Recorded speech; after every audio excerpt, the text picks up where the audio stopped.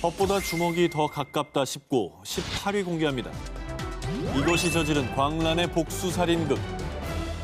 지난해 10월 21일 아르헨티나 북서부 산 미겔 데 쿠투만의 한 마을에서 발생한 충격적인 사건.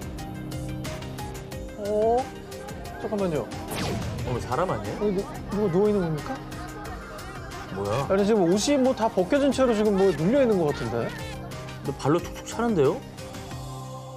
집단 폭행 뭐 이런 사건인가요? 그러게. 자, 이 집단 구타를 당해 쓰러진 남성은 강도 미수 사건으로 복역하다가 얼마 전 석방된 25살 남성 과이마스였습니다. 그를 폭행한 사람들은 같은 마을의 평범한 주민들이었고요. 근데 뭐 형량이 좀 약하다고 생각했나요? 왜 그렇다고 해도 저러면 안 되겠습니다만. 뭔가 원한을 샀었나? 그러게. 이 주민들이 과이마스를 집단 폭행한 이유는 나흘 전에 발생한 사건 때문이었습니다. 지난해 10월 17일 이 마을에서 9살 소녀 아비가일이 사망한 채 발견됐는데요. 발견 당시 아비가일이 입고 있던 옷이 주변에 흩어져 있었기 때문에 경찰은 아동 성폭행 살인 사건으로 판단 수사에 돌입했습니다. 그리고 아비가일이 사라지기 전에 과이마스랑 같이 있었대. 과이마스 그 자식 마약에 찌들어 살더니 그 어린애를 죽인 거야? 가만히 두었다간 우리 딸한테도 몹쓸 짓을 할지 몰라. 절대로 용서 못해. 과이마스가 범인이라고 생각한 마을 주민들은 대분노. 그를 찾아가 집단 구타한 것뿐 아니라요. 흉기로 찌르고 그의 옷을 모두 벗겨 산채로 불에 태우려고 한 겁니다. 어허. 그렇게 과이마스를 응징하는 데 참여한 사람은 무려 500여 명. 어허. 그리고 수많은 주민에게 집단 구타를 당한 과이마스는 결국 사망했습니다. 아니 뭐 원망스러운 마음은 알겠지만은 아직 뭐 밝혀진 게 없잖아요. 그렇죠. 범인은- 밝혀져도 저러면 안 되죠, 사실. 그죠? 예. 법의 심판을 받게 만들어야지. 격분해서 그야말로 감정적으로 마을 사람들이 몰려가가지고 죽였다는 거는 대단히 잘못된 일인 것 같습니다. 또 다른 가해자가 되는 거고요, 그죠? 예. 경찰 조사 결과 과이마스가 소녀를 살해한 범인으로 밝혀졌지만요. 정말? 하지만 법의 심판을 받지 못하고 사망한 과이마스는 본인이 얼마나 큰 죄를 지었는지 또 피해자는 얼마나 고통스러웠을지 깨닫지 못했고요. 피해자와 유족들은 그에게 사과받을 기회조차 박탈당하고 말았습니다. 범인의 목숨을 앗는 게 최고의 복수가 아닙니다. 잔혹한 범죄자를 살해한 마을 주민들. 과연 범인이 죽었다고 해서 피해자가 만족할까요? 법보다 주먹이 더 가깝다 싶고 17일 공개합니다. 2018년 4월 미국 미주리주. 강도가 우리 부모님을 총으로 쐈어요. 얼른 와주세요. 다급하게 경찰에 신고한 15세의 소녀 데저나 홈스. 신고를 받고 곧바로 출동한 경찰은 총에 살해된 데저나 부모님의 시신을 확인. 사람들은 한순간에 부모님을 잃은 데저나를 안타까워했었는데요. 그런데 대선아, 지금 이 시간부터 넌 살인 용의자야. 어머. 충격적이게도 데저나의 부모님을 살해한 건 딸 데저나였습니다. 야, 이건 또 무슨 일이야, 이건. 아니, 자기가 아이고. 죽이고 자기가 신고한 거예요? 그렇죠. 아니, 어떤 일을 겪던 아이길래 부모님을 살해할 생각을 해요. 네. 그렇게. 데저나는 처음엔 강도의 침입을 받았다라고 했지만 사실은 부모님이 다투다가 아빠가 엄마를 쐈어요. 나를 보호하려면 아빠를 쏠 수밖에 없었다고요. 라며 추가 경찰 조사 과정에서 증언을 번복, 그리고 데저나의 증언과 행동을 수상하게 여긴 경찰은 조사에 나섰는데요. 그런데 충격적이게도 데저나가 아이들이 부모를 죽이는 공포 영화를 검색한 흔적을 발견. 즉 공포 영화를 보며 치밀하게 살해를 계획하고 부모님을 살해하는 이 폐륜을 저지른 겁니다. 와. 자, 뿐만 아니라 총을 들고 아버지를 죽이겠다고 말하며 춤추는 영상까지 발견됐는데요. 계획 범죄네요. 예, 우발적이지 않았습니다. 어떻게 와, 부모님을 영화까지 봐가면서 저렇게 계획을 세워 죽일 수가 있죠? 이걸 어떻게 이해를 해야 돼, 이런 상황들을. 참. 근데 왜 그런 거예요, 왜? 자, 데저나가 이런 끔찍한 폐륜을 저지른 이유. 또 대전아한테 손 찍어만 거예요? 그만 좀 하세요. 자꾸 이러시면 대전아, 우리가 데려갑니다. 내가 내 딸 때린 건데 네가 왜 참견이야? 데저나의 삼촌에 따르면 데저나는 어릴 때부터 아버지에게 학대를 당해온 피해자였습니다.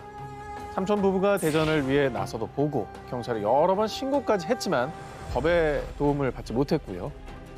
네가 감히 아빠를 경찰에 신고해? 그녀에게 돌아오는 건 더 심한 학대였습니다. 이에 절망한 대전하는 결국 아버지와 어머니까지 끔찍하게 살해. 하지만 학대가 살인의 이유로 정당화될 수는 없는 법. 대전하는 결국 죄의 대가를 치르게 됐습니다. 아, 죄의 대가는 치러야겠지만 저 아이도 참 너무 불쌍하네요. 불쌍하지. 네, 너무 비극이다 정말. 아니 우리나라도 아동 학대가 진짜 큰 사회적 이슈로 부상을 하고 있는데 안타까운 일이고 심정적으로는 이해가 가요. 심정적으로는. 그렇죠. 근데 살인으로 복수하는 거는 자기 인생을 망친 거예요. 그렇죠. 근데 이것도 정말 다시 말하면 저 사건이 신고가 됐는데도 똑바로 해결하지 않은 저 사회 시스템이 문제인 거지. 저 경찰들이 결국은 저 불쌍한 애를 살인범으로 만든 거예요. 진작에 나서줬어야 되는데. 그럼. 예. 법보다 주먹이 더 가깝다 싶고 15위 공개합니다. 모모모가 되고 싶었던 범죄자.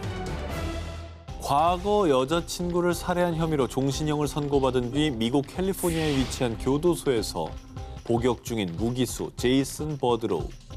그런데 지난 2월 그가 교도소에서 또 한 번 살인을 저지르며 교정당국이 발칵 뒤집어졌습니다. 아니, 죄지어서 들어간 교도소에서 또 살인을 했다는 거잖아요. 그가 살해한 사람은 다름 아닌 같은 방 재소자 로저 키베.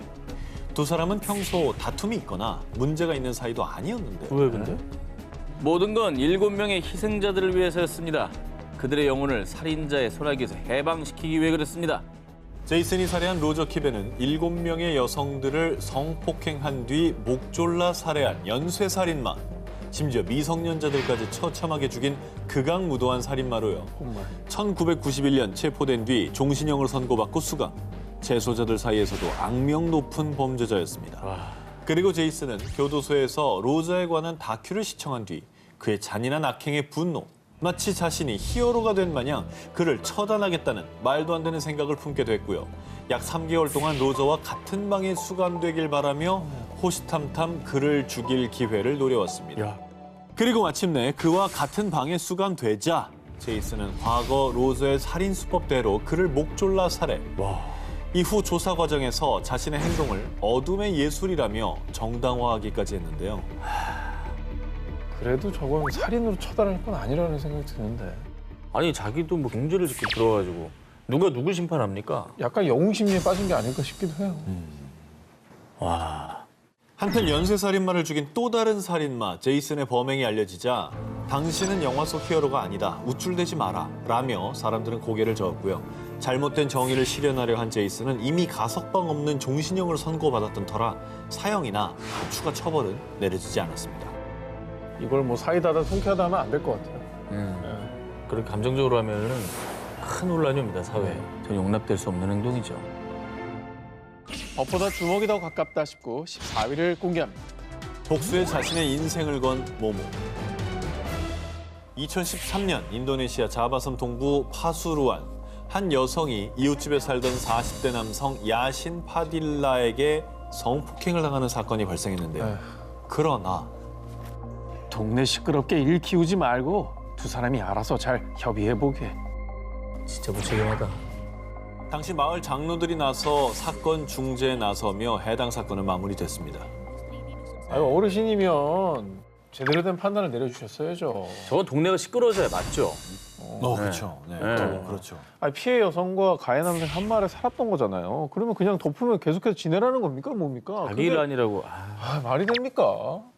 그런데 말입니다. 해당 사건이 일어난 지 6년 뒤인 2019년 12월 16일 파딜라가 동네에서 오토바이를 타고 집을 나서던 중 누군가가 휘두른 흉기에 찔려 사망하고 말았습니다.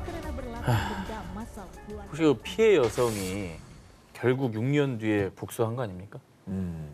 사건 바로 다음 날 파딜라 살해 혐의로 경찰에 체포된 범인. 그는 6년 전 파딜라에게 성폭행을 당한 여성이 아닌 그녀의 18살 된 아들 마울루드 리안토였습니다. 아이고, 아들의 마음도 이해는 가지만 그건 아니란다. 18살이면 이제 뭐 미래가 창창한 그런 나이 아닙니까? 어른 되기도 전에 살인자가 된 거예요. 지금. 그러니까. 저 마을 장로들이 저 애를 살인자로 만든 거죠. 그렇지. 그 장로들이 쉬쉬한 게 최악의 단초였네요. 사건에. 그렇습니다. 6년 전 엄마가 이웃집 남성에게 끔찍한 일을 당했다는 걸 알게 된 리안토. 당시 소년의 나이는 고작 12살이었는데요. 범인은 처벌받지 않고 심지어 아무 일도 없었다는 듯 이웃에 그대로 살고 있고 오히려 피해자인 엄마가 죄인처럼 고개 숙이고 다니는 모습을 본 소년. 그리고 무려 6년 동안 소년은 칼을 갈며 오직 복수의 기회를 엿봤던 겁니다. 그 골든타임에 제때에 제대로 단죄만 됐어도 그렇죠. 저 소년이 저렇게 살인자가 됐겠냔 말이에요. 6년 동안 복수 생각하면서 지옥을 살았을 거 아니에요? 그 6년도 지옥이었을 거고 그렇지. 저 학생의 미래도 정말 어두울 것 같고 근데 목사- 너무 이해는 돼. 너무 이해는 돼. 이해는 가죠. 그리고 2019년 18살이 된 리안토는 드디어 자신의 복수를 실행에 옮기기로 결심했고요. 약 한 달간 파딜라의 동선을 살핀 뒤 그를 기습해 살해했던 겁니다. 그리고 다음 날 경찰에 체포된 리안토는요. 6년간 복수할 날을 기다려왔습니다. 저는 그 괴물을 절대 용서할 수 없었습니다. 라며 자신의 범행을 시인했고요. 그러니까 복수만 꿈꾸며 살다 보니까 이제 복수한 이후에 자신의 삶에 대한 계획은 아예 없었던 게 아닌가 하는 생각이 듭니다. 18은 사실 뭐 미래가 창창한 나이인데 결국 그 마음 때문에 범죄자의 삶을 살게 된 거잖아요. 본인의 인생을 망치게 되는 복수는 정말 진정한 복수가 아닙니다. 덫보다 주먹이 더 가깝다 19, 9위 공개합니다.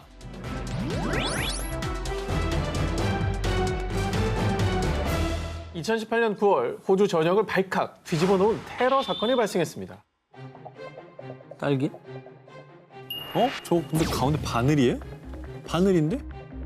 자, 그렇습니다. 시중에서 판매된 딸기 속에 꽂혀있던 것은 바로 바늘. 야, 호주 퀸즐랜드의 한 남성이 딸기를 먹은 뒤 극심한 통증을 느껴 응급실을 찾았다가요. 아유. 병원에서 바늘을 삼킨 것 같다는 충격적인 진단을 받았고요. SNS를 통해 이 사건을 공개하며 끔찍한 딸기 바늘 테러 사건이 세상에 알려졌습니다. 저 몰래 꽂아놓은 거야? 왜 저런 짓을 한 거야? 자, 그런데 말입니다. 지금 말씀드린 것은 시작에 불과했습니다. 호주 퀸즐랜드뿐만 아니라 뉴사우스웨일스, 빅토리아 등 호주 전국 각지의 마트에서 바늘이 꽂힌 딸기가 잇따라 발견된 건데요. 미쳤다, 미쳤어. 진짜 무섭네. 이에 바늘이 발견된 총 7개의 딸기 브랜드들은 판매 중단 품목으로 선정, 딸기 수천 킬로그램을 폐기 처분해야 했습니다. 근데 이거 대체 누가 이런 짓을 저지른 거예요? 그러면 딸기를 누가 사 먹을 줄 알고? 아, 근데 이거 트라우마 생길 것 같아. 게다가 이렇게 되면 앞으로 소비자들이 얼마나 믿음을 잃어버리겠습니까? 그러니까 일단 딸기 못 먹죠 뭐. 못 먹지. 네, 이렇게 딸기 바늘 공포가 걷잡을 수 없이 확산되자 호주 정부는 사태 수습을 위해 강경 대응에 나섰는데요. 당시 스캇 모리슨 연방 총리는 딸기 바늘 사건을 테러에 준하는 수준으로 대응하는 법안을 통과시킬 예정이라고 밝혔고요. 그리고 2달간의 끈질긴 수사 끝에 2018년 11월 11일 딸기 바늘 테러 범인을 드디어 체포했습니다. 누구예요? 자, 범인의 정체는 한 딸기 농장의 전 직원인 50대 여성 마이 우트린이었습니다.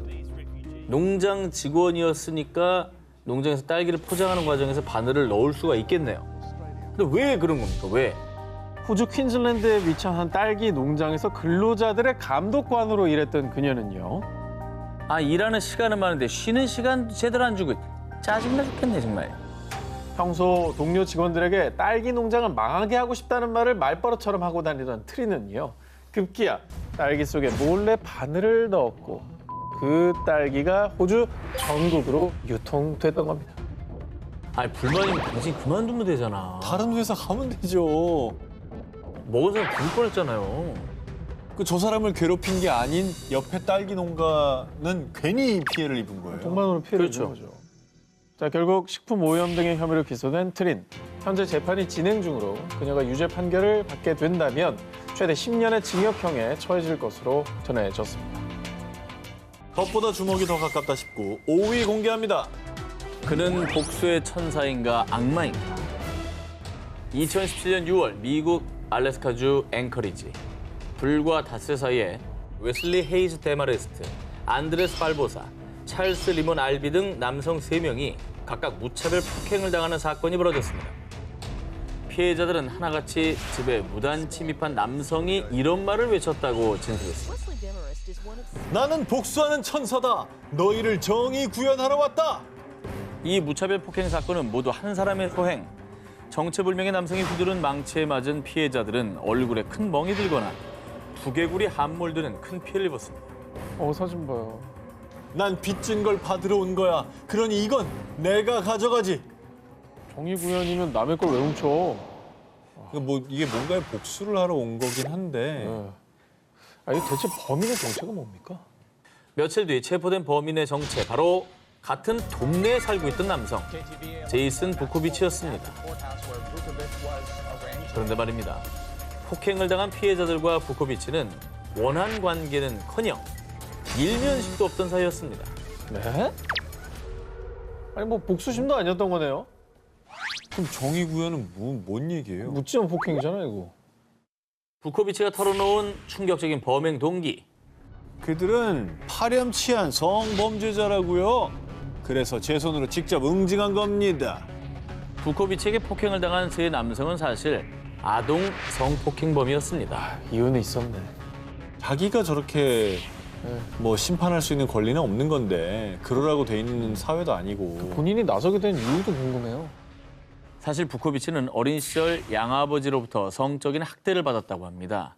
어린 마음에 큰 상처를 입고 부모님의 보살핌도 제대로 받지 못했던 그는 숱한 범죄를 저질렀고 이로 인해 수년간 교도소에 수감됐다고 합니다. 그러다 복역 도중 부코비치는 자신처럼 범죄를 저지르는 사람들이 나타나면 안 된다는 생각이 들었고요. 성범죄자 등록 원부 사이트에서 아동 성폭행범의 명단을 파악, 본인의 손으로 직접 성범죄자들을 응징하러 다니는 것이었습니다. 어린 시절의 상처는 정말 안타깝고 돌이킬 수 없는 일이겠지만 범죄가 없길 바란다면서 범죄를 계속 본인이 추가한 거잖아요. 여러분, 이 부코비치의 행동은 결코 정의 구현이 아닙니다. 만약 주변에 범죄자가 있다면 신고하시면 되고요. 절대로 직접 나서서 응징해서는 안 됩니다. 법보다 주먹이 더 가깝다 19, 4위를 공개합니다. 2010년 10월 영국 런던. 법정의 모습을 나타낸 15세 소녀 리안. 리안과 언니는 약 3년 전부터 한 소아성애자의 괴롭힘과 추행에 시달려온 피해자였습니다. 저분들 왜 이렇게 많아요, 진짜. 전 세계에 너무 많아요. 너무 많다. 그럼 이제 그 범인이 잡혀서 네. 증인으로 참석하게 된 건가요? 그런데 리안에게 살인 혐의로 징역 6년을 선고한다. 피해자가 지금 선고를 받은 거죠, 그죠? 아이고야. 피해자라고 말씀해 주셨는데 네. 살인을 저질렀는 거군요. 자, 리안이 피해자인 건 맞지만 가해자이기도 했습니다. 이게 어떻게 된 일이냐.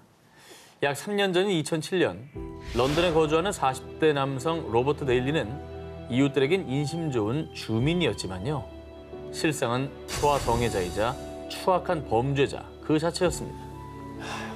언니랑 동생이 하나같이 예쁘게 크네. 아저씨 집에 갈래? 하지 말라고 몇 번 말해요. 만지지 말라고요. 로버트는 우연히 알게 된 리안과 언니에게 치근덕거리며 추행을 일삼았습니다. 심지어 성관계를 요구하는 파렴치한 행동까지 보였습니다. 지옥에 나가라 진짜. 고투헬이죠, 고투헬. 당장 어떻게 조치 좀 취해야 되는 거 아닙니까? 엄마 아버지한테라도 말해야 되는 거 아니에요? 이게 그래도 징후를 보였을 때 처치를 좀 했으면 이런 일이 안 나왔을 텐데. 자, 안타깝게도 자매 부모님은 교도소에 수감됐던 터라 자매는 둘이서 서로를 의지할 수밖에 없던 상황이었습니다. 그렇구나. 어른들의 보호를 받지 못한 채 수년간 괴롭힘과 추행에 시달려온 리안과 언니는 결국 로버트를 경찰에 신고. 하지만 로버트는 증거 불충분으로 기소되지 않았죠. 그리고 자매들은 최후의 수단으로 법의 도움을 받고자 했지만 이마저도 외면당하자. 법으로 안 된다면 우리가 직접 처단하자. 우리는 우리 스스로 지켜야지. 리아는 언니의 남자친구와 함께 로버트의 집을 찾아가 그를 흉기로 살해하는 끔찍한 선택을 하고 말았습니다. 저 경우에 제일 나쁜 놈은 뭐냐고요. 법이라니까, 법. 법이 저 약한 애들을 보호하지 못한 거예요. 정말 쓰레기, 인간 쓰레기 때문에 본인의 아름다운 인생을 망친 거예요. 결국 피해자에서 가해자가 된 리아는 경찰에 체포. 법원은 여긴 주민들이 범죄를 처단하는 자경단 사회가 아닙니다. 스스로 법을 행사하는 건 용납할 수 없습니다라며 살인 혐의로 징역 6년형을 선고했습니다. 저 말은 맞는데 자경단 사회가 아닌 시 지금 우리는 이미 발전한 사회인데 그 얘기를 하는 그러면 겁니다. 안 되는데 근데 그 말을 하는 법원은 그 말을 할 자격이 없는 거죠. 애초에 요거도 지금. 보호해주고 추상처럼 이 판단을 내리든지 그것도 안 해줄 거면 이렇게 하면 안 되지. 저는 이 기사를 준비하면서 이제 저 동네에 단 한 명의 어른이라도 좀 진지하게 이 둘을 품어주는 사람이 있었으면 그래. 얼마나 좋았을까라는 생각이 들긴 들더라고요. 저의 인생이 너무 안타깝네요 정말. 법보다 주먹이 더 가깝다 싶고 1위 후보 헤드라인 공개해 주시기 바랍니다.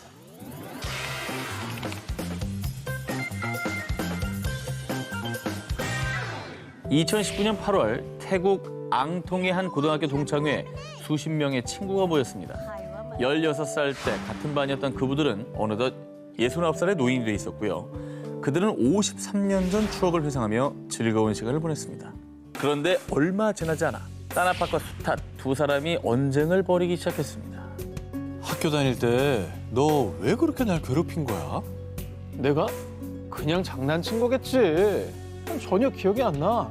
53년 전 학창 시절에 수탓으로부터 학교 폭력을 당했다는 따나팟. 그는 수탓에게 왜 자신을 괴롭혔는지 물었지만 정작 가해자인 수탓은 자신의 잘못을 기억조차 하지 못했습니다.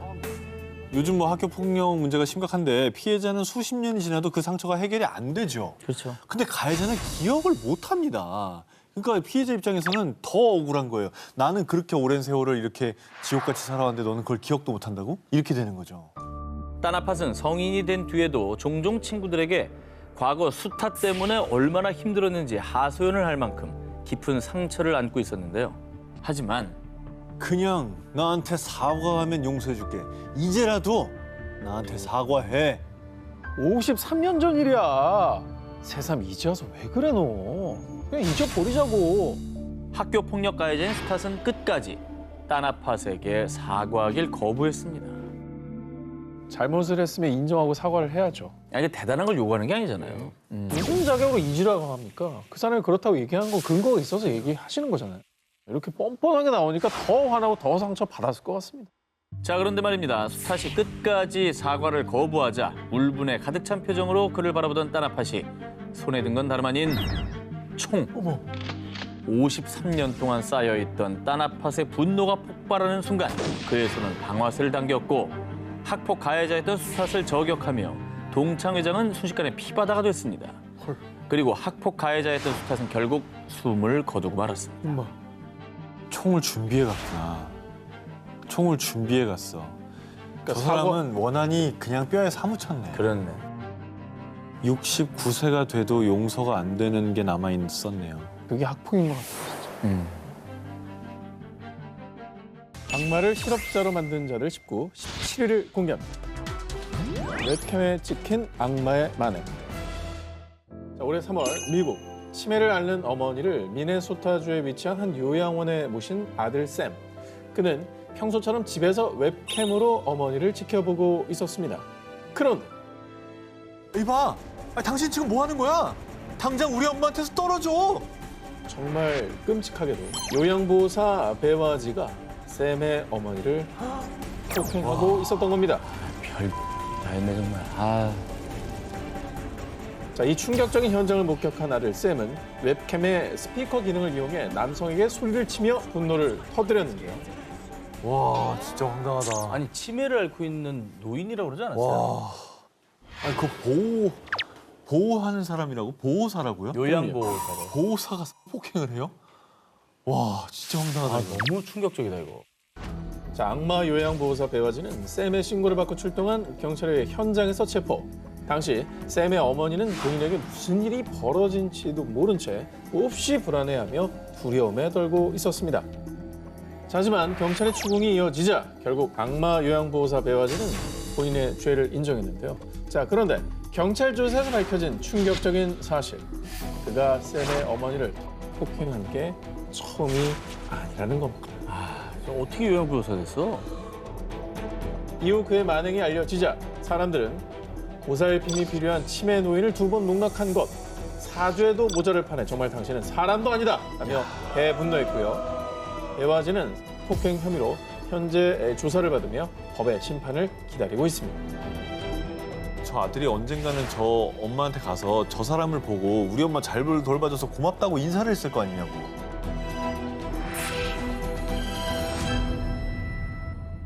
악마를 실업자로 만든 자들 19, 15위 공개합니다. 모모 때문에 살해당한 남자. 2009년 8월 26일 새벽 2시경 필리핀 마닐라 톤도 지역의 콜레지도르 거리를 걷던 28세 남성 레오 산토스가 갑자기 4명의 남성들에게 폭행을 당한 걸로 보자 심지어 흉기에 찔린 뒤 쓰러졌는데요. 이후 산토스는 인근 병원으로 옮겨졌지만 결국 사망하고 말았습니다. 이거는 강도 사건이 아닙니다. 이건 원한일 거고 계획한 살인이라고 봐야 돼요. 그냥 폭행으로 끝나지 않았으니까. 그렇죠. 그들이 산토스를 죽인 이유는 다름 아닌 노래. 한 곡의 노래 때문이었습니다. 노래 불러달라는 거야? 노래 때문에 왜 사람을 죽여? 당시 로돌포 조세프와 그의 친구들은 노래를 흥얼거리며 콜레지도르 거리를 걷고 있었는데요. 저기요, 저 혹시 그게 무슨 노래인가요? 자, 우연히 길을 걷다 조세프 무리의 노래를 들은 산토스가 그들에게 이 노래가 무슨 노래인지 물어본 겁니다. 그런데 바로 그때 야, 감히 이 노래를 모른다고? 산토스가 이 노래를 알지 못한다는 사실에 분노한 조세프는 산토스의 얼굴을 가격. 그의 친구들은 조세프를 말리지는 못할 망정 폭행에 가담. 자, 급기야 그중 한 명이 소지하고 있던 흉기를 꺼내 산토스를 2차례 찌른 후 도망쳤던 겁니다. 아니, 무슨 노래인데? 아, 너 너무 불길하다. 이거 우리나라 노래 아니야? 노바디? 불길했어. 아, 그렇습니다. 2008년 K-팝 아이돌 원더걸스가 발표한 노바디. 당시 복고 콘셉트로 한국에는 물론 필리핀, 태국, 말레이시아 등 아시아 각국에서도 큰 인기를 누렸는데요. 조세프는 산토스가 평소 자신이 좋아하던 원더걸스의 노바디를 알지 못한다는 사실에 크게 분노. 결국 그를 살해하기에 이르렀던 거죠. 이건 원더걸스를 위한 일이 아니에요. 원더걸스도 이 사실을 알면 정말 쇼크 받겠다. 그래, 아니, 이게 누굴 위한 거야, 도대체.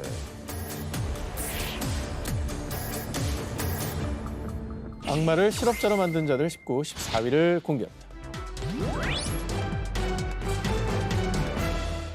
지난해 12월 일본 사태의 심각성을 감안해 계약을 해지하겠습니다.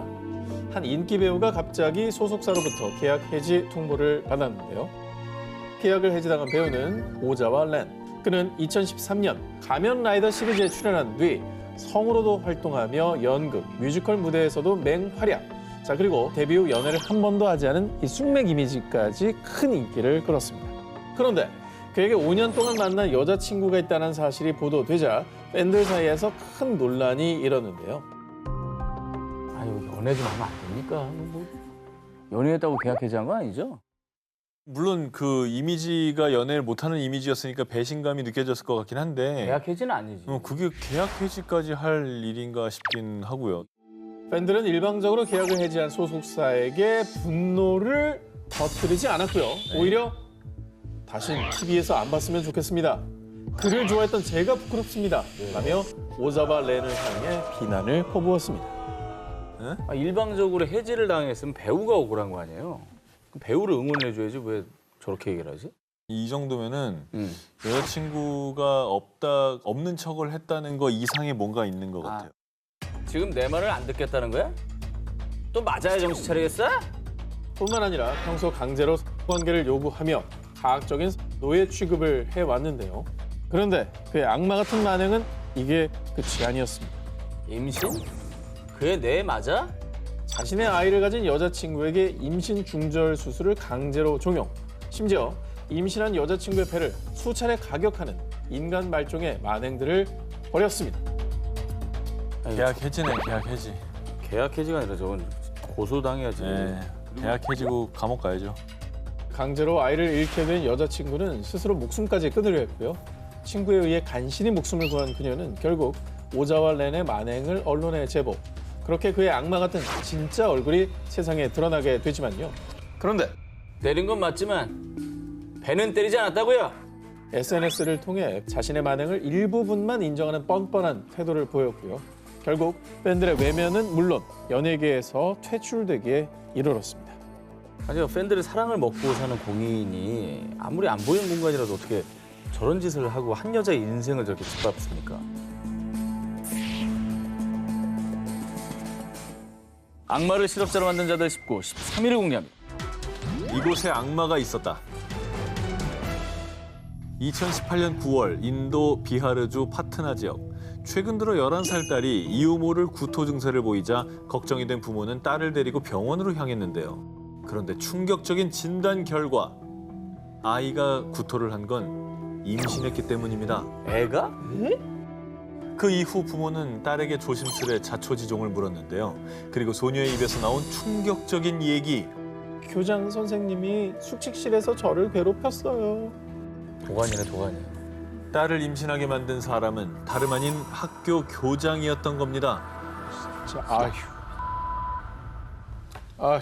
난 이게 제일 싫었어. 이 기사가. 왜냐면 내가 하면서 제일 싫었어. 그치.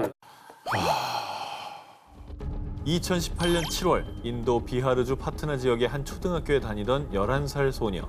그러던 어느 날 잠깐 선생님을 좀 도와줄 수 있을까? 교사 아비셰크 쿠마르가 소녀를 숙직실로 부른 건데요. 그리고 소녀가 숙직실로 갔을 땐 교사 아비셰크가 아닌 학교 교장 아르빈드 쿠마르가 기다리고 있었고요. 뭐야 이거? 이후 그는 11살 소녀에게 끔찍한 만행을 저지르고 말았습니다. 저거 지옥이지 학교입니까, 저게? 그렇게 된 거죠, 저의 아니, 저것도 아이한테. 어떻게 받아들여야 되지? 생지옥이야, 생지옥. 아니 11살 아이한테 무슨 짓이에요 이게? 11살 아이는 또 선생님 말 잘 듣는다고 또 갔을 거 아니에요. 선생님이잖아요. 기본적으로 선생님이 이게 말이 됩니까? 그렇게 교장 아르빈드는 7월부터 8월까지 최소 6차례에 걸쳐 소녀에게 몹쓸 만행을 이어갔던 겁니다. 그리고 결국 소녀는 원치 않는 임신까지 하게 됐던 거죠. 근데 어떻게 또 이거를 서로 짜고 그런 짓을 하지? 난 정말 이런 게 절대 다수가 이런 건 아닐 텐데 극소수일 텐데도 이런 건이 하나가 뉴스에 나오면 괜히 학교에 대한 믿음이 없어져요. 그치. 학교를 어떻게 보내나. 그러니까 그리고 지난 2월 14일 인도 법원의 최종 판결. 교사 아비셰크에게는 약 75만 원의 벌금과 종신형이 또 교장 아르빈드에게는 약 150만 원의 벌금과 사형이 선고됐습니다. 사형 시키면 뭐합니까? 이 소녀 인생 이미 굉장히 힘들어졌는데.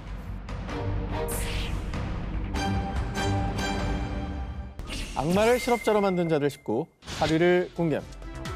그녀는 왜 현대판 모모가 됐을까? 미얀마에서 3살 아들을 키우던 23세 여성 피앙 응가이돈. 가족을 부양해야 했던 응가이돈은 돈을 벌기 위해 2015년 5월 미얀마에서 싱가포르로 향했고요. 경찰관인 케빈 첼밤과 가이아티리 무루가얀 부부의 집에 가사 도우미로 취직했습니다. 아, 불안해. 그런데 그녀가 일을 시작한 지 1년이 조금 지난 2016년 7월 응가이돈이 사망하는 충격적인 사건이 발생했습니다. 부검 결과 응가이돈의 몸에서 31개의 흉터와 47개의 외상을 발견. 강도가 들었나요? 이게 너무 잔혹한데. 너무 안타깝네요. 어린 나이에 저렇게. 수많은 타살 의혹의 수사를 시작한 경찰. 그리고 다행히 집안 곳곳에 설치돼 있던 CCTV 안에 사건의 진실이 담겨 있었습니다. 응가이돈을 살해한 사람의 정체는 바로 그녀를 가사 도우미로 고용한 집주인 무루가얀이었습니다. 어휴. CCTV에는 집주인이 응가이돈을 무참히 살해하는 현장을 포함해 응가이돈이 사망하기 전 35일 동안 계속해서 그녀를 학대하는 집주인의 만행이 고스란히 남아 있었습니다. 아니, 경찰가 죽이려면 그래, 집주인이. 경찰이라면서. 사실 집주인 무루가야는 응가이돈이 가사 도우미로 일하기 시작한 지 얼마 되지 않아서부터 행동이 굼뜨고 비위생적이며 너무 많이 먹는다며 폭력을 휘두르기 시작. 게다가 야, 너 허튼 짓 할 생각하지 마. 그리고 화장실 갈 때도 문 열어놓고 샤워할 때도 열어둬. 그리고요, 찬물을 끼얹거나 뜨거운 다리미를 던져 화상을 입히는 등 가학적인 폭행을 일삼았습니다. 고문한 거 아니에요, 이건? 그 살인 미수 아닙니까? 왜 저러는 거예요, 도대체? 집주인의 모진 학대와 폭력 속에서도 고향의 가족들을 생각하며 꿋꿋하게 버틴 응가이돈. 하지만 그녀는 2016년 7월 무루가얀과 무루가얀의 어머니에게 몇 시간에 걸쳐 폭행을 당하다 결국 24살의 젊은 나이에 숨을 거두고 말았습니다. 아, 그리고 가사 도우미로 일하는 내내 식사조차 제대로 하지 못했던 은가이도는 사망 당시 몸무게가 24kg에 불과했다고 합니다. 24살 어엿한 성인이었는데 말이죠. 이건 뭐 학대를 얼마나 했으면. 근데 저렇게 학대를 당하고 힘들고 당장이라도 뛰쳐나가고 싶은 생각이 들 때도 가족 생각이 있었을 거예요. 조금만 참자, 조금만 참자. 이 사건에 싱가포르 검찰은 이토록 사악하고 완전히 비인간적인 방식으로 사람을 대한 극악무도한 사건이라고 대분노. 무르가얀에게 과실치사 등 28가지 혐의로 종신형을 구형했지만요.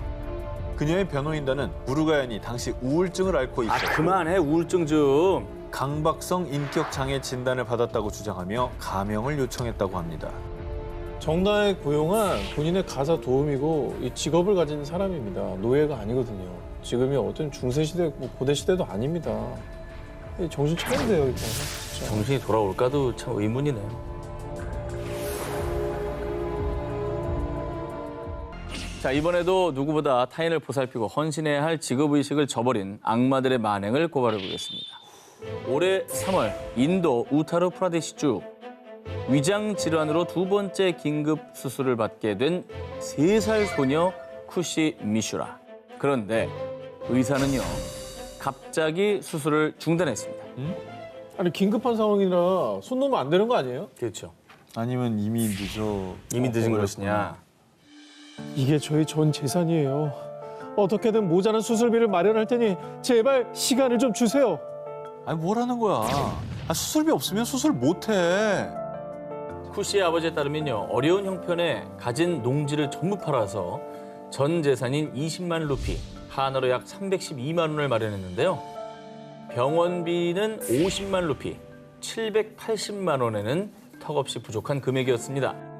병원 측은 수술비가 모자란다는 이유로 수술 부위를 제대로 봉합하지도 않은 채 퇴원을 시켰습니다. 살인인데 이게 살인이잖아. 거기 열려있으면 다 기름 들어가고 더 안 좋아지잖아. 그거 알면서 알만한 사람들이 의사가 이게 뭐야. 자, 제대로 된 수술을 받지 못하고 퇴원한 쿠시는 다른 병원을 전전했지만 결국 숨을 거두고 말았습니다. 그리고 당시 코에 의료 호스를 꽂은 채 병원에서 쫓겨난 쿠시의 모습이 담긴 사진이 SNS에 공개되자 사람들은 대분노. 그리고 언론에서도 소녀의 죽음과 비인간적인 병원의 실태라고 대대적으로 보도하며 논란이 일었는데요. 한편 논란이 지속되자 주정부에선 조사에 나섰고요. 국가아동권리보호위원회에서도 처벌을 촉구. 하지만 병원 측은 사실 무근이라며 자신들의 잘못을 인정하지 않고 있습니다. 뭔 사실 무근이야. 아니 저 아이가 마취해서 깨서 얼마나 아팠겠어요. 그 고통 속에 죽어가는 모습 부모는 또 다 봤을 거 아닙니까? 아 진짜 눈물 나네. 눈에 담긴 아이의 모습은 저런 모습이었을 거 아닙니까? 아 꺼져가는 생명이 당신에게는 그저 한낱 돈으로밖에 안 보였나요? 지난 3월 미국 캘리포니아주 중부 법원에서 40대 남성 알리 엘메젠에게 징역 212년이 선고됐습니다. 212년이요? 네. 이 정도면은 뭐 흉악범? 흉악범. 연쇄살인범 뭐 이런 거 아니야? 사건의 발단은 2015년으로 거슬러 올라갑니다. 스라에 세 아이를 둔 아빠 엘메제는 막내를 캠프에 보내고 당시 8살, 13살이었던 아들 2명과 아내와 함께 차를 타고 이동 중이었습니다. 그런데 아, 여보 우리 아이들 좀 살려줘요. 엘메젠 가족이 탑승한 차가 바다에 빠지는 사고가 발생. 당시 엘메젠과 아내는 가까스로 목숨을 건졌지만요.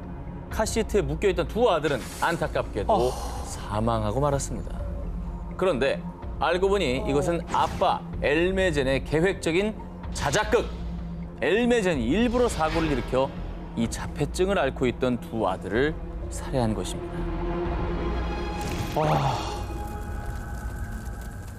엘메젠이 이토록 끔찍한 짓을 벌인 이유, 바로 보험금 때문이었습니다.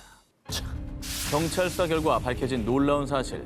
아빠 엘메젠은 2012년 7월부터 불과 8개월 사이에 가족들 명의로 8개의 생명보험에 가입, 연소득의 5분의 1을 생명보험료로 내고 있었던 겁니다. 누가 봐도 이건 보험을 가입해서 타내기 위해서 그렇죠. 계획 범죄를 저지른 겁니다. 아, 그럼 와이프는 이거 동참한 거예요? 아내는 남편 엘메젠의 끔찍한 계획을 일체 몰랐습니다. 사실 엘메젠은 사고 당일 아내도 아이들과 함께 죽을 것이라 예상했는데요. 계획과 달리 아내가 생존하자 이번에 또 다른 범죄를 계획했습니다.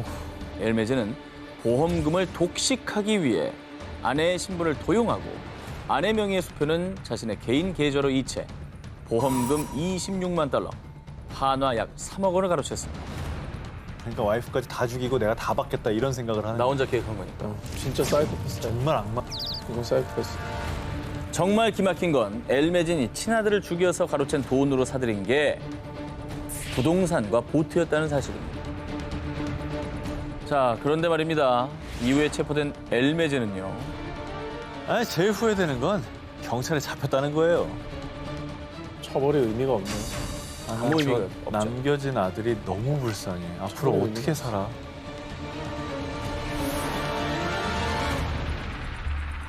악마를 실업자로 만든 자들 19, 저 한 기자의 1위 후보 공개합니다. 2021년 2월 28일 미국 오하이오주에 위치한 한 경찰서에 아이가 사라졌다는 실종 신고가 접수됐습니다.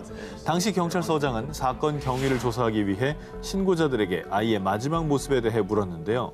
그러자 자신이 엄마라고 밝힌 브리테니 고스니는요.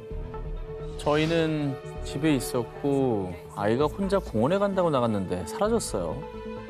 그리고 엄마 고스니의 남자친구라고 밝힌 제임스 해밀턴은 이렇게 답했습니다.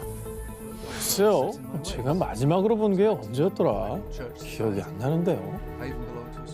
아이가 실종된 것 치고는 이상하리만큼 차분한 말투에 두 사람의 진술이 일치하지 않자 경찰서장은 신고한 이들을 의심, 강하게 추궁했는데요. 그러자 고스니의 입에서 나온 충격적인 고백. 아, 그래요. 사실 제가 죽였어요. 사건은 실종 신고 이틀 전으로 돌아갑니다. 세 자녀와 함께 한 공원으로 나들이를 떠난 엄마 고스니. 공원에 도착한 그녀는 6살 아들 제임스 허치슨을 혼자 버려두고 나머지 자녀들만 차에 태운 채 그대로 출발한 건데요. 버린 거예요? 버린 거야? 왜 쟤만 놔두고?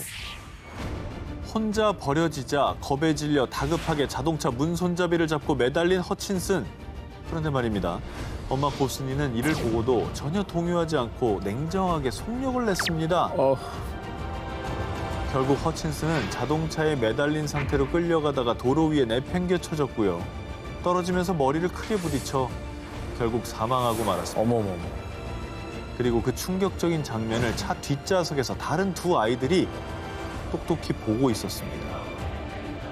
문 손잡이를 잡고 달렸다고 그랬잖아요. 근데 이게 본능적으로 알았던 것 같아요. 나 버려지겠구나.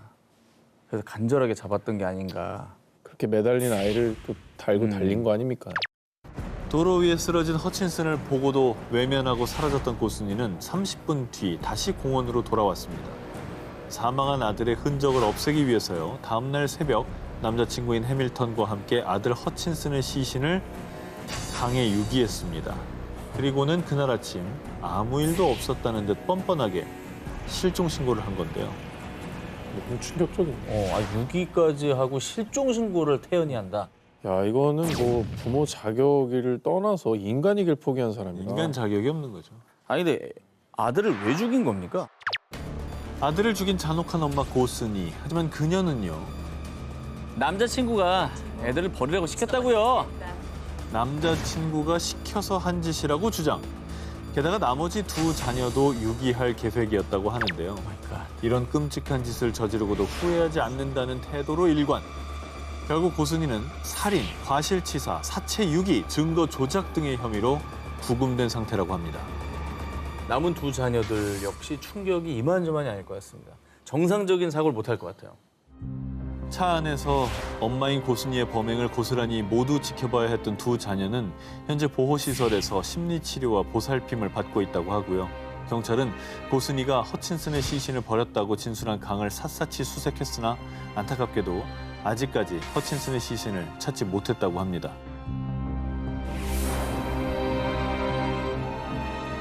정말 인간이길 포기한 사람들 19위부터 만나봅니다. 영국 어느 지하실에서 생긴 일. 2015년 2월 영국 잉글랜드 웨스트 요크셔주의 경찰서로 20대 후반 여성의 신고 전화가 걸려왔습니다. 신고 내용은 남자친구가 망치로 자신을 죽이려 한다는 것이었습니다. 신고를 받자마자 곧바로 출동한 경찰들. 저희 화해했으니까 그만 돌아가셔도 돼요. 죄송합니다. 그런데 경찰이 남자친구 게리 사무엘의 집을 둘러보던 중 그들의 시선을 끈 것이 하나 있었습니다. 바로 거실 한켠에 핏자국이 묻은 수건들이 쌓여 있었던 겁니다. 심상치 않은데요. 아니 그러면 뭔가 범죄 현장을 은폐하려고 했었던 건가요? 그죠? 아니면 여자친구가 이제 폭행을 당했는데 네. 감싸주려고 이렇게 한 거 아닐까요? 아닌 척. 이를 수상하게 여긴 경찰은 게리의 집안을 수색하기 시작. 그런데 유독 한 곳이 도드라진 카펫에서 왠지 모를 수상함을 느낀 경찰들은 카펫을 들춰봤는데요. 그곳에서 지하실로 통하는 문이 발견됐습니다. 뭐야 이거 또. 그리고 숨겨져 있던 지하실 끝에는 정말 처참한 광경이 벌어지고 있었습니다. And we have four 곳곳에 뭐 고양이랑 개들이 있네요. guards for all these dogs. 저 귀여운 애들을 왜 저렇게 해놨대?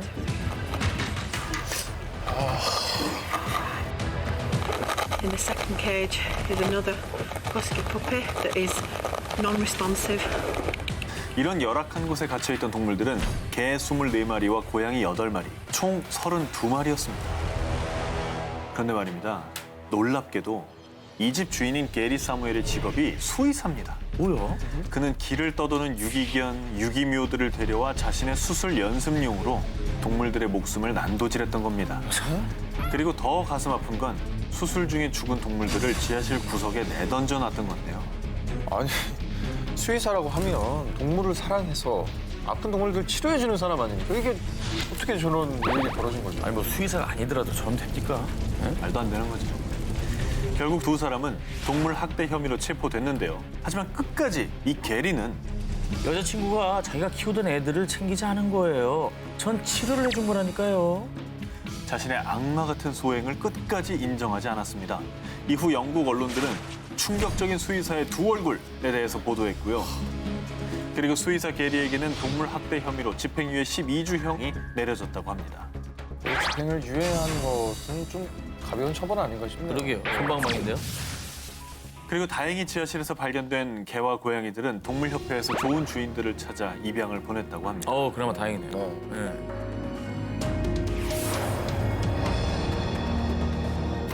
인간의 탈을 쓴 현실판 악마 19. 이번엔 17위를 공개합니다. 제2의 도가니 사건. 지난 2005년 광주의 모 특수학교에서 교장을 비롯한 교직원이 장애 학생들을 성폭행하고 운영비를 횡령한 사건. 다들 기억하실 겁니다. 근데 여전히 제2, 제3의 도가니 사건이 일어나고 있었습니다. 더 지켜볼 수만은 없었습니다. 2013년 경기도의 한 장애인 거주시설 직원들이 내부 고발을 위해 공식 기자회견을 열었습니다. 이들이 어렵게 목소리를 낸 이유, 장애인 복지시설이란 이름이 무색할 만큼 이곳은 지옥 그 자체였습니다. 사회 재활을 담당하는 직원 A씨는 장애인들에게 수시로 폭행을 가했는데요. 머리채를 잡고 뺨과 머리를 때리거나 몽둥이까지 이용해 구타를 했다고 합니다. 정말 아니, 반항도 무슨 못했을 나만- 거 아니에요. 이거 미친 사람이죠. 이렇게. 게다가 악마는 A씨 한 사람뿐만이 아니었습니다. 생활재활팀장이라는 또 다른 직원 B씨는 여성 장애인을 불러 추악한 성추행을 일삼았습니다. 그리고 다른 일부 직원들도 가세해 시설 장애인들의 인격을 잔인하게 짓밟았습니다. 시설 내에서 남자친구가 있는 여성 장애인이 임신을 하자 당사자의 동의도 없이 강제로 사후 피임약을 먹이기도 했다고 합니다. 살인 아닙니까? 살인이죠? 살인이나 다름없습니다. 결국 2013년 내부 고발로 인해 온 세상에 드러나게 됩니다. 국가인권위원회에서는 가해 직원들을 징계했지만요. 하지만 악마의 손길이 멈추지 않고 여전히 학대와 인권 유린이 계속되자 결국 해당 재단의 이사장 및 고위 관계자들까지도 사회복지사업법 위반 등으로 유죄를 선고, 결국 2016년 12월 A 장애인 시설은 폐쇄 조치됐다고 합니다. 시설을 폐쇄할 일이 아니라 눈 가리고 그 아웅이죠. 사람들에게 처벌을 예. 해야죠. 근본적인 대책이 좀 아쉽죠. 네.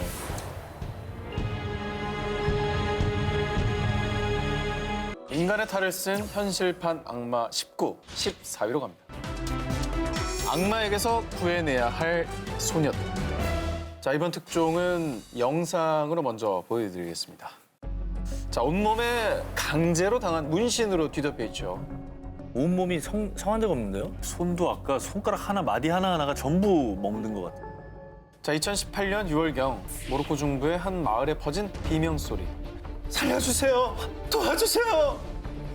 자, 길을 가던 17살 소녀 하디자를 덮친 두 남성은 그녀를 납치해 낯선 무리의 남성들에게 돈과 마약을 받고 팔아넘겼는데요. 10여 명의 남성은 그녀에게 무차별적으로 폭행을 가했고요. 그리고 마약을 투여해가며 수차례 성폭행까지. 그렇게 하디자는 낯선 남자들의 성고문 속에 고통의 나날을 보내야만 했는데요. 자, 한편 하디자의 집에선 영문도 모른 채 사라진 딸을 애타게 찾았고요. 그렇게 피 끓는 고통 속에 2달이 지난 어느 날 하디자는 낯선 길가에 버려진 채 발견됐습니다. 하지만 이미 몸과 마음은 만신창이가 된 상태였는데요. 다행히도 바로 수사에 착수한 경찰은 범행에 가담한 15명 중 12명을 체포할 수 있었습니다. 하지만 그들은 죄를 뉘우치기는커녕 아, 그 여자는 원래 매춘부였어요. 자기가 원해서 한 거라고요. 아, 진짜. 말도 안 되는 주장을 했다고 합니다. 자, 현재 이 12명의 재판은 진행 중이고요. 최종 판결은 아직 나지 않은 상황이라고 하는데요. 판결이 오래 가겠습니까? 저건 뭐 빼박이잖아요. 예, 엄벌에 쳐야죠. 아니, 매춘부면 저렇게 해도 돼요? 아, 정말. 뭐 할 수 있는 변명이라고는 그밖에 없었던 거죠. 네. 아, 17살 소녀 하디자의 납치극과 성노예 사건에 전 세계인들은 대분노. 이 온라인에서는 자, 우리는 모두 하디자다. 하디자를 위한 정의라는 해시태그 운동이 일어났고요. 더불어 모로코 국왕이 향후 하디자의 치료 등 지원을 해야 한다는 서명 운동까지 벌였다고 합니다. 자, 하지만요. 우리가 꼭 마음에 새겨야 할 것은 이러한 범죄들이 비단 하디자만의 상처가 아니라는 겁니다. 중동 또 아프리카 지역에선 여전히 여성의 인권 유린이 심각한 상황인데요. 자, 부디 전 세계가 나서서 이제 우리의 소녀들을 지켜내야 할 때가 아닌가 싶습니다.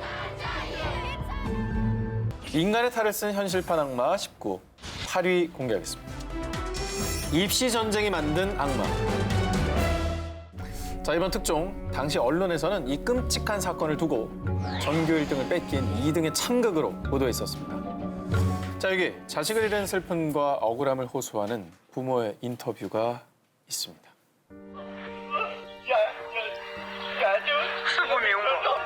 아휴, 무슨 일이야.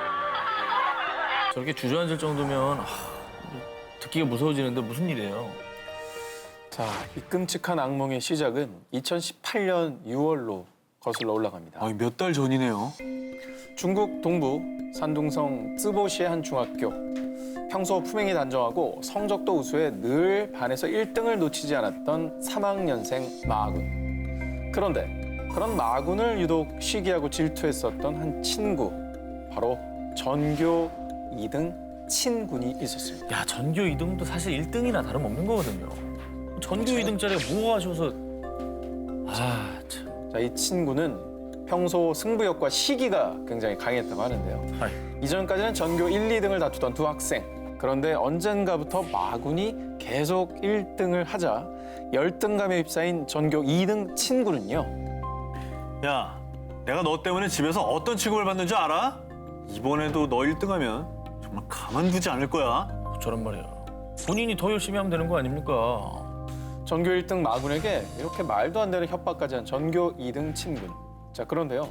6월 4일 중간 모의고사 전체 성적이 발표됐는데 하지만 이번에도 전교 1등은 마군. 결국 친군의 열등감은 분노와 복수심으로 바뀌었습니다. 한편 전교 1등 성적표를 들고 기쁜 마음으로 집으로 돌아가던 마군이 집 대문을 열었는데요. 그런데 그 앞에서 기다리고 있던 건 시퍼런 칼을 든 전교 2등 친구. 저게 말도 안 돼, 정말. 아니, 전교 2등이 뭐가 아쉬워서 저러고 있대? 너만 없었어도 내가 1등인데 없어져 버려! 자, 친구는 순식간에 마군을 10여 차례나 찔렀고요. 바닥은 온통 피 범벅으로 물들었습니다. 아, 그리고 이때 아들의 비명소리를 들은 마군의 모친은 혼비백산해 밖으로 뛰쳐나왔는데요. 안에 계셨어. 그리고 결국 정말 안타깝게도 마구는 과다출혈로 그 자리에서 사망하고 말았는데요. 아니, 자, 아이를 잃은 부모의 심정이 어떨지 상상도 가지 않으시죠? 이후에 전교 1등을 살해한 전교 1등 친구는 결국 체포됐는데요. 부모님의 멸시와 압박감 속에 이런 범행을 저질렀다고 합니다. 아 정말 너무 안타깝다. 아무리 이제 부모님도 사실 잘한 건 없지만 그렇다 해도 저런 행동을 하면 안 되죠. 물론 친구의 잘못 있습니다. 하지만 이 세상을 입시 괴물로 만든 또 친구의 가족들, 또 어른들, 또 1등만 강요하는 사회 모두 성찰이 필요할 때가 아닌가 싶습니다. 그렇죠.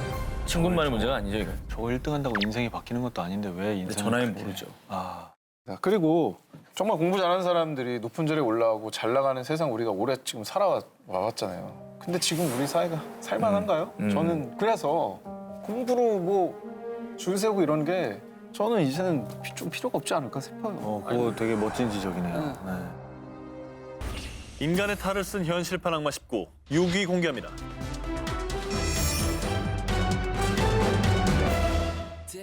캐나다에 사는 29세 청년 루카 메그노타. 펀치란 키에 푸른 눈동자를 가진 그는 모델로도 활동했을 만큼 준수했습니다. 하지만 그의 속에는 악마들이 들끓고 있었습니다. 매우 악질적인 취미가 있었으니 바로 동물 학대. 자신이 키우던 고양이들을 잔인하게 익사시키거나 뱀에게 먹잇감으로 주기까지. 헐. 게다가 반려동물을 학대한 영상을 엽기 사이트에 올려서요. 캐나다의 동물 보호단체에서는 이미 악명 높은 유주인물이었습니다. 그런데 말이죠. 나약한 동물에 대한 그의 학대는 걷잡을 수 없이 악랄해져서 그 대상이 사람으로까지 확대가 됐습니다. 네. 2012년 어느 날 편의점에 간 메그노타는 중국인 남자 아르바이트생 린준을 만났고요. 동성애적 성향이 있던 두 사람은 연인으로 발전합니다.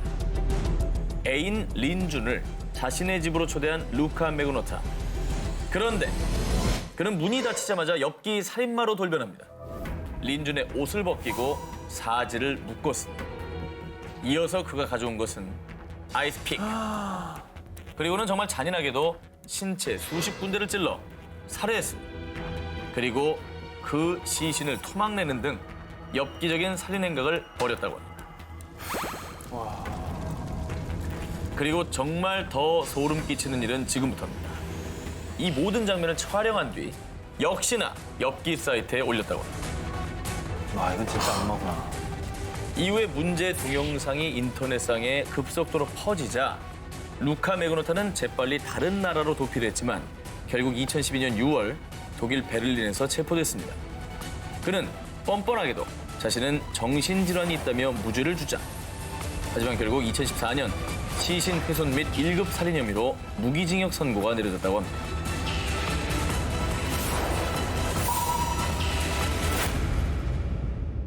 인간의 탈을 쓴 현실판 악마 19 4위 공개합니다. 일본 죽음의 간호사, 나이팅게일 가면을 쓴 나이트메어. 지난 2016년 9월 일본 요코하마시의 한 요양병원. 이 병원에서 지내게 된 88살의 노인 야마키 씨. 그런데 이번 6일 만에 돌연 숨을 거두고 말았습니다. 와 갑자기 왜 그랬대요? 그런데 고인의 링거에게 이상할 만큼 많은 거품이 발견. 이에 병원 측에서는 곧바로 경찰에 수사를 의뢰했습니다. 다음날 공개된 고 야마키의 부검 결과 계면 활성제 성분이 검출됐습니다. 수사 과정 중 야마키가 숨지기 이틀 전 사망한 다른 노인 역시 이물질에 의한 중독사였다는 것이 밝혀졌습니다. 이에 경찰에선 연쇄 살인의 가능성을 두고 수사에 돌입.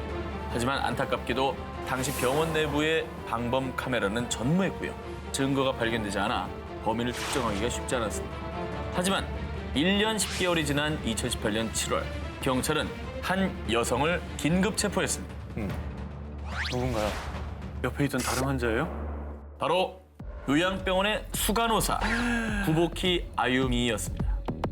간호복을 조사하던 중 구보키 옷주머니에서 계면활성제 성분이 발견된 데다가 어머. 이 계면활성제를 투여한 날로 추정되는 날에 그녀가 야간 당번을 썼던 것이죠.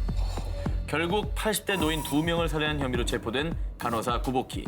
그런데 경찰 조사 과정 중 제가 2명만 죽인 것 같아요. 자신이 무려 20여 명의 환자에게 범죄를 저질렀다고 자백을 했습니다. 그로써 이 요양병원 병동에서 발생한 연쇄 사망 사건의 실마리가 풀리기 시작합니다. 그런데 황당한 범행 동기가 다시 한번 일본 열도를 발칵 뒤집어놨습니다. 제가 근무할 때 환자가 죽으면 유족들한테 일일이 설명해야 되는데 귀찮았어요. 귀찮아서 간호사 일은 왜 합니까? 당시 일본 언론은 백의의 천사 탈을 쓴 악마다라며 대대적인 보도를 쏟아냈고요. 이 사건을 통해 다시는 이런 일이 발생하지 않도록 요코하마 시내병원의 약 90%가 CCTV를 설치했다고 합니다. 다음 특정도 마음의 준비를 좀 하셔야 될 것 같습니다. 이번엔 독일의 한 병원에서 있었던 일입니다. 2005년 독일 델멘 호르스트 병원. 환자에게 수상한 약물을 주입하다가 다른 동료에게 발각된 간호사 닐스 회겔. 놀랍게도 그가 환자들에게 투여한 건 중증 환자들을 사망에 이르게 할 수 있는 항부정맥제. 그런데 그럴 리 없어요. 무척이나 성실하고 헌신적인 간호사였다고요. 간호사 닐스 회겔이 살인 혐의로 경찰에 체포되자 당황스러움을 감추지 못한 동료들. 그러나 수사가 진행될수록 그의 악행들이 하나둘씩 드러나기 시작한 건데요. 그가 델멘 호르스트 병원에서 근무하게 된 2003년부터 환자들의 사망률이 2배로 증가했는데 모두 간호사 닐스 회겔의 근무 시간에 사망한 것으로 밝혀졌습니다. 이에 경찰들은 닐스 회겔이 근무했던 이전 병원들까지도 모두 조사에 들어갔습니다.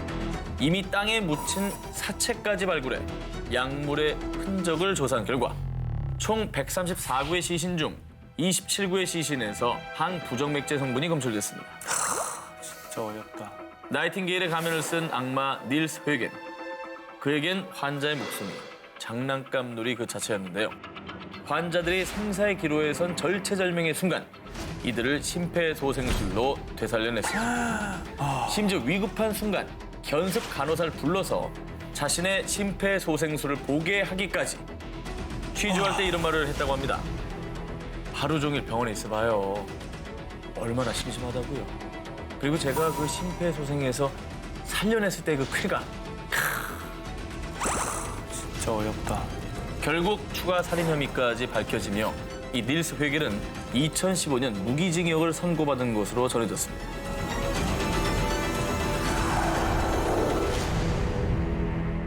이번엔 저 오 기자의 1위 후보 기사를 공개해드리겠습니다. 10월에 벌어진 최근의 사건입니다. 멕시코시티 북동부 교외 지역 에카테펙. 자, 이곳의 경찰들은 이 일대에서 일어난 실종 사건의 용의자를 수색 중이었는데요. 그런데 어딘가 수상한 모습으로 유모차를 끌고 가던 한 부부를 발견합니다. 경찰들은 그들이 밀고 가던 유모차를 열어봤는데요. 끔찍하게도 토막난 시신이 가득 들어있었습니다. 유모차에? 유모차에? 이토록 끔찍한 범죄를 저지른 이들 부부는 남편 후안 카를로스와 아내 패트리샤. 그 뒤에 경찰은 이 부부가 소유한 두 채의 집을 급습했는데요. 그곳은 그야말로 살인 소굴 그 자체였습니다. 실종 피해자들의 옷가지와 소지품들은 여기저기 뒹굴고 있었고요. 토막난 시신들은 8개의 드럼통에 시멘트로 마감되어 있거나 냉장고 안에는 꽁꽁한 시신들이 봉투에 쌓여 있었습니다. 영화 악마를 보았다보다 더 무섭네요. 그리고 여기서 끝이 아닙니다.